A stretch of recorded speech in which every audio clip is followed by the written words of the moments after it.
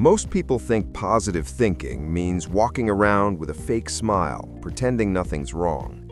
It doesn't work that way, and deep down, you already know that. Norman Vincent Peale spent decades studying why some people bounce back from failure while others stay stuck, and he packed everything he found into one book that sold over 7 million copies. Today, you're getting the 7 core principles from that book, broken down plainly with real examples you can actually use. And by the end, you'll have one habit you can start today, not someday, not when you feel ready, today.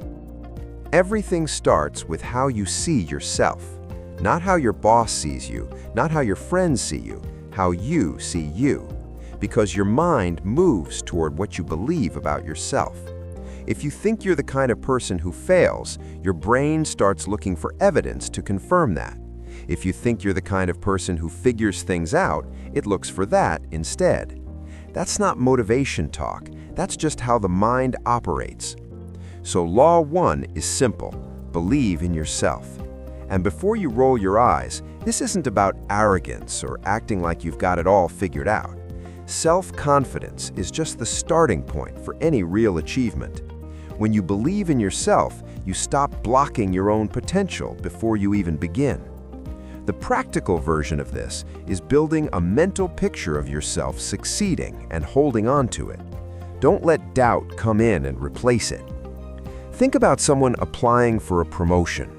The person who pictures themselves already in that role, who prepares like they've already got it, who walks into the interview carrying that energy, shows up completely differently than the person who spends the night before convincing themselves they probably won't get it.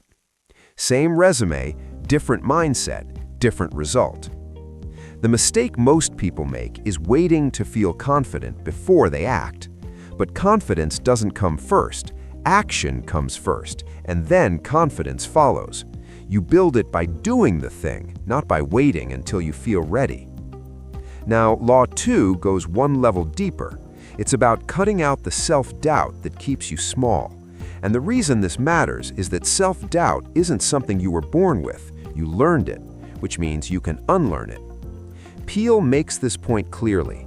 Your mind seeks to bring into your life what you constantly think about. So if you're feeding it images of failure, of not being good enough, of things going wrong, that's the direction your life trends. A student who keeps telling themselves, "I'm bad at this," will perform worse on the exact same material than a student who thinks, "I'm getting better at this." That's not just optimism. The second thought keeps the brain open, keeps it problem-solving instead of shutting down. The fix is straightforward. Write down a clear mental picture of yourself succeeding at something specific. Read it every morning. And the moment a thought of failure shows up, cut it off and replace it with that image. You're not lying to yourself. You're just choosing which thought gets the most airtime. Once you actually believe in yourself, the next step is keeping your mind calm enough to act on it. Law 3 is getting a peaceful mind. Here's something most people treat as a luxury: a calm mind. They think stillness is something you earn after the work is done. But Peale says the opposite is true. A tense mind can't think clearly, and stress physically blocks your best ideas from coming through. So calm isn't a reward, it's a tool you use to perform better. Peale calls the practice emptying the mind, and what he means by that is clearing out fear, guilt, and pressure so your brain can actually function. He recommends doing this twice a day for at least 5 minutes. No phone, no input, nothing coming in. And alongside that, he talks about the easy do-it attitude, which just means slowing down and doing things without rushing, instead of pressuring everything into a tense, pressured state. Before a big conversation or a hard decision, try this: 5 minutes of quiet before you walk in. You'll handle it better. Not because you've rehearsed more, but because your mind is actually clear enough to respond instead of just react. Now, Law 4 builds directly on that calm state. When your mind is relaxed and open, you can start training it to default toward belief instead of doubt. Peale puts it this way: expect the best and you get it. And the reason this actually works is that expectation shapes behavior. When you expect to fail, you act like someone who's about to fail. Your tone changes, your body language changes, the way you respond to pushback changes. So every morning, set one clear expectation for the day, one thing you expect to go well. Then take one action that proves you actually believe it's possible. That's it. You're not manifesting anything. You're just choosing to act like someone who believes good things can happen, and that changes every interaction you have throughout the day.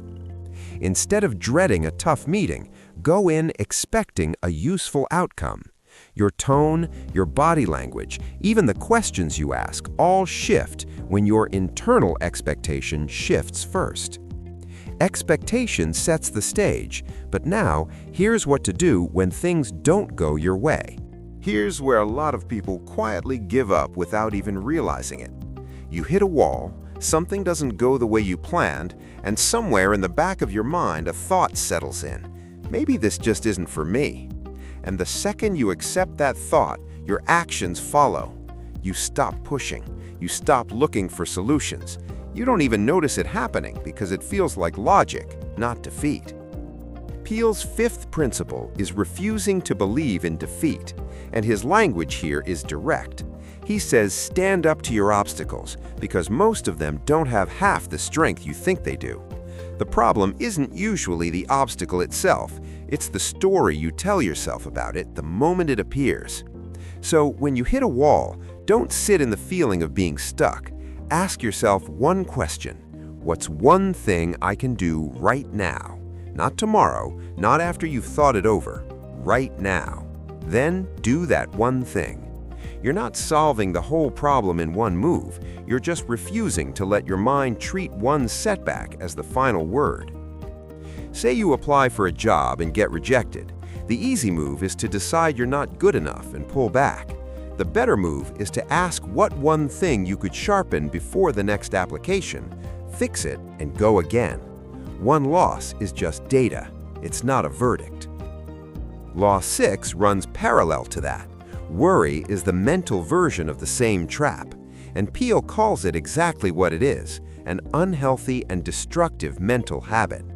You weren't born anxious, you learned it, which means you can replace it with something else. The antidote isn't reassurance, it's action. When worry shows up, write it down, identify one thing you can actually control, and do something about it within the next 10 minutes. If you're anxious about a presentation, don't replay worst-case scenarios. Spend 10 minutes rehearsing your opening out loud. You move from spinning to doing, and the worry loses its grip. All 6 of the previous principles work better when you have the right daily tools to back them up, and that's what Law 7 is about. Your thinking habits didn't form overnight. They built up slowly over years, and the way you replace them is the same way, gradually, through consistent practice. Peale points to 3 methods. The first is imagination, not just picturing a good outcome in a vague way, but really placing yourself inside the moment, your voice, your posture, the way you respond when something unexpected comes up. The more specific the picture, the more useful it is. The second is affirmations, and this doesn't mean repeating things you don't believe. It means when fear shows up, you say something true and forward-moving out loud, something like, "I can handle this." That's not a fantasy, it's a decision. The third is stillness, a few minutes each day with no agenda and no input, where your mind gets a chance to settle and reset on its own. Put them together before something hard. 2 minutes picturing it going well, 1 clear statement out loud, 3 slow breaths. You'll walk in completely different than if you'd done nothing. The mistake is trying these once and expecting a permanent shift. These are daily habits, not one-time fixes. The change is slow and real, not instant and hollow. So here's how to run this every day. Morning, read your success image and set one expectation. During the day, use the easy, do-it attitude. Slow down, stop rushing everything. When doubt hits, swap the thought for your success image immediately. When worry hits, write it down, pick one action, and do it within 10 minutes. Evening, 5 minutes of quiet. No phone, nothing coming in. A positive mental attitude isn't something you either have or you don't. It's built slowly, one small habit at a time, starting with how you see yourself. Pick one of these 7 principles and start it today. Not all 7, just one. Comment below which one you're starting with. And if you want to go deeper on this, watch our video on the strangest secret next. It picks up right where this one leaves off and gives you one of the most direct explanations of how your mind shapes your results that you'll ever hear.